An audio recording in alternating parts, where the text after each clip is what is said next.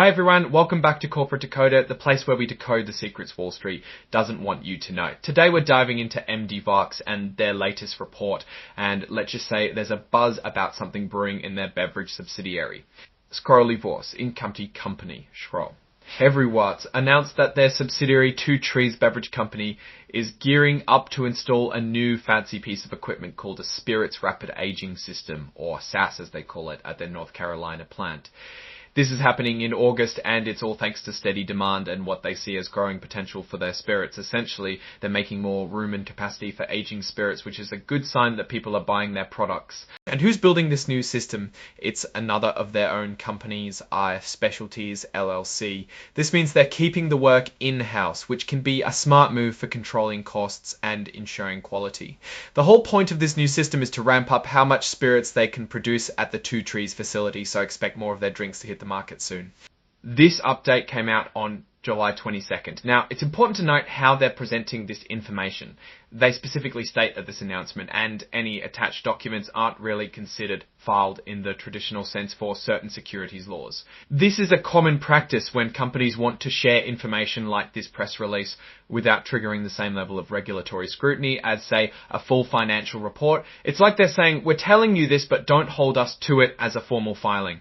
Scroll Exhibit 99.1 press release issued by the registrant on July 2010 to 2020-25.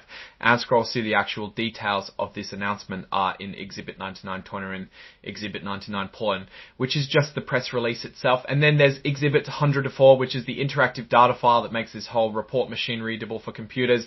Scroll by 6 Stephen C. Laker signing off on this report is Stephen C. Laker, who serves as the Chief Executive Officer of MDWerks. It's always good to see who's putting their name on these official documents. Now, while this report is mostly about that press release regarding the expansion, it's worth thinking about what this tells us about MDWerks' overall strategy. They're investing in their beverage subsidiary, which suggests they see significant growth opportunities there. This kind of targeted investment in a specific business segment is often a sign of confidence from management.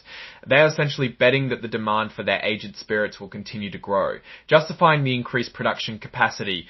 From a business perspective, expanding capacity for spirits usually means they anticipate selling more product. This could be due to increased market penetration, new product launches, or simply growing consumer preference for their particular brand or type of spirits. The fact that they are building the system in-house through RF Specialties likely aims to optimize their supply chain and potentially reduce costs, which is a common strategy for companies looking to scale efficiently. It's also interesting that they're focusing on rapid aging systems. This technology aims to mimic the effects of traditional barrel aging, which can take years in a much shorter time frame. If successful, this allows companies to bring products to market faster, generate revenue sooner, and potentially reduce the capital tied up in aging inventory. However, it's worth keeping an eye on how consumers perceive spirits aged through these systems compared to traditionally aged products. Sometimes the perceived quality can differ, and that's a factor that can influence brand perception and sales in the long run. Warren Buffett often talks about investing in businesses with a clear competitive advantage and a strong understanding of their market. For MDWerks, the strategy here seems to be about capitalizing on perceived demand in the spirits market. The success of this expansion will hinge on whether their projections for steady demand and growth potential are accurate. If the market responds well and their products continue to sell, this investment could pay off significantly. However, if demand falters or if competition intensifies, they might be left with underutilized capacity. One key risk, as with any expansion, is execution.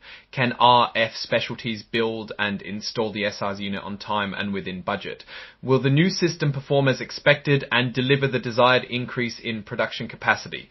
Any delays or technical issues could push back their revenue projections. Another factor to consider is the broader economic environment. If consumer spending on discretionary items like premium spirits declines due to economic headwinds, it could impact their sales despite the increased capacity. Looking at the broader picture, MDWerks appears to be strategically positioning itself in what is often a lucrative beverage market. Their move to expand production suggests a proactive approach to capturing market share and meeting anticipated demand. The success of this venture will largely depend on the consumer reception of their products and their ability to effectively manage the operational aspects of this expansion. It's a calculated move, and for investors, it's crucial to watch how this new capacity translates into actual sales and profitability in their upcoming reports. Alright, that's our quick decode of this MDWerks filing. What's your take on their beverage expansion plans? Do you think this is a smart move for the company? Let us know your thoughts in the comments below. If you found this breakdown helpful, smash that like button and subscribe to Corporate Decoder for more in-depth analysis of the financial world. And don't forget to join our Discord community linked in the description for more exclusive content and discussions. Thanks for watching, and we'll see you in the next video.